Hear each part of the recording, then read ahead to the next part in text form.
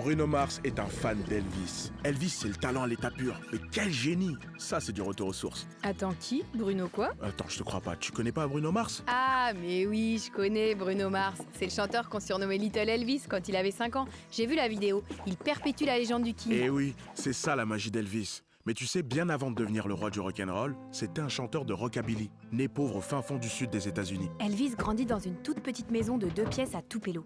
Les temps sont durs et son père a du mal à nourrir sa famille. C'est difficile à croire, mais Elvis est un enfant timide, couvé par sa mère. Malgré les difficultés financières, elle lui offre une guitare pour ses 11 ans. Il y a tellement d'artistes pour qui tout a commencé par une mère ou une grand-mère qui leur offre un instrument. Bref, en 48, les Presley quittent la campagne dans l'espoir de trouver une vie meilleure en ville à Memphis. Elvis débute très tôt. À 2 ans, il chante déjà du gospel à l'église, mais très vite, Il se passionne pour la country. Tous les samedis soirs, la famille écoute le Grand Ole Opry. une émission de radio en direct de la capitale de la country, Nashville, Tennessee. I'll have a blue Christmas without you. I'll be so blue thinking about you. La country qu'ils écoutent est mélancolique, mais elle réchauffe leur cœur. Les Presley y entendent l'histoire de leur vie, chantée par des stars comme Roy Acuff, Hank Snow et surtout... Le troubadour texan Ernest Tubb.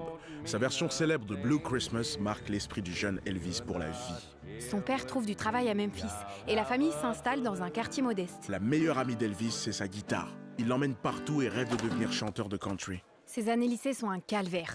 Il a un paquet d'histoires tristes à raconter. On se moque de sa coupe de cheveux, de ses vêtements flashy. Sa différence lui vaut même de se faire virer de l'équipe de football américain. il est trop bizarre. On dirait qu'il sort d'une grotte préhistorique. Après avoir fini le lycée, Elvis se destine à devenir camionneur, comme son père. À moins que sa passion pour la country ne l'emmène ailleurs. Mais malheureusement, pas possible. Pour percer dans la country, il faudrait qu'il habite à Nashville. C'était comme ça à l'époque. Chaque ville avait son propre son. Et le son de Memphis, c'était le blues. Dans les années 40, le blues évolue. On lui colle une rythmique plus rapide et puissante pour la rendre plus dansante. Et on l'appelle... De façon pas très originale, le rhythm and blues. Ah, le R&B. Tout juste.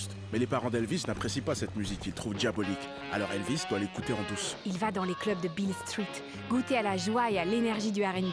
Et il n'y a pas plus joyeux et énergique que Wynonie Harris, dont les performances scéniques et les paroles sulfureuses Des histoires d'adultes qu'on ne peut pas raconter ici. lui valent le surnom de Mr. Blues. There's good rockin' tonight. Gonna hold my baby tight as I can. Tonight she'll know I'm a mighty man. I heard the news. There's good rockin' tonight. Have you heard? Elvis est fasciné par l'effet des cuivres associés au son des premières guitares électriques. Les concerts de Wynonie Harris impressionnent Elvis, qui se dit « Et si je tentais le coup ?»